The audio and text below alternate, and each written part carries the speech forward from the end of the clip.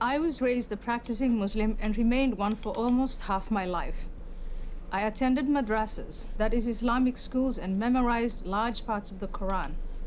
As a child, I lived in Mecca for a time and frequently visited the Grand Mosque. As a teenager, I sympathized with the Muslim Brotherhood. At 22, while my family was living in Kenya, my father arranged my marriage to a member of our family clan, a man that I had never met. I ran away, made my way to Holland, studied there, and eventually was elected a member of the Dutch Parliament. Now I live in the United States. In short, I have seen Islam from the inside and the outside. I believe that a reform of Islam is necessary and possible, and only Muslims can make that reform a reality. But we in the West cannot remain on the sidelines as though the outcome of this struggle has nothing to do with us. If the jihadists win and the hope for a reformed Islam dies, the rest of the world will pay a terrible price.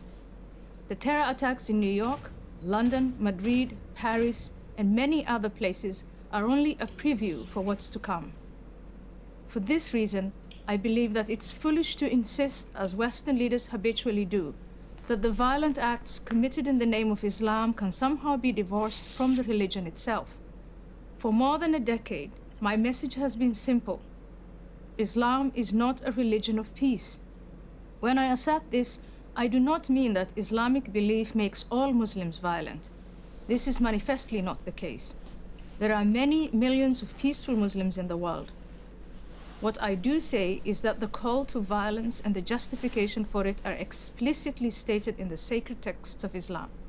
Moreover, this theologically sanctioned violence is there to be activated by any number of offenses, including, but not limited to, adultery, blasphemy, homosexuality, and apostasy, that is, to leave Islam. Those who tolerate this intolerance do so at their peril. As someone who has known what it is to live without freedom, I watch in amazement as those who call themselves liberals and progressives, people who claim to believe so fervently in individual liberty and minority rights, make common cause with the forces in the world that manifestly pose the greatest threat to that very freedom and those very minorities. In 2014, I was invited to accept an honorary degree from Brandeis University for the work I have done on behalf of women's rights in the Muslim world. That invitation was withdrawn after professors and students protested my criticism of Islam. My subsequent disinvitation, as it came to be called, was no favor to Muslims, just the opposite. By labeling critical examination of Islam as inherently racist, we make the chances of reformation far less likely. There are no limits on criticism of Christianity at American universities or anywhere else for that matter. Why should there be of Islam? Instead of contorting Western intellectual traditions so as not to offend our Muslim fellow citizens, we need to defend both those traditions and the Muslim dissidents who take great risks to promote them. We should support these brave men and women in every way possible. Imagine a platform for Muslim dissidents that communicated their message through YouTube, Twitter, Facebook, and Instagram. These are the Muslims we should be supporting for our sake as much as for the sake of Islam.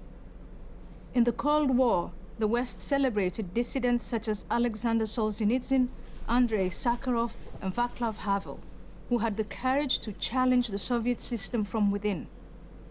Today, there are many dissidents who challenge Islam, but the West either ignores them or dismisses them as not representative. This is a grave mistake.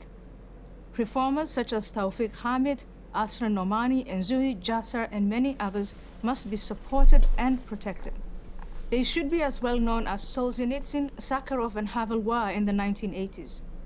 If we do in fact support political, social, and religious freedom, then we cannot in good conscience give Islam a free pass on the grounds of multicultural sensitivity.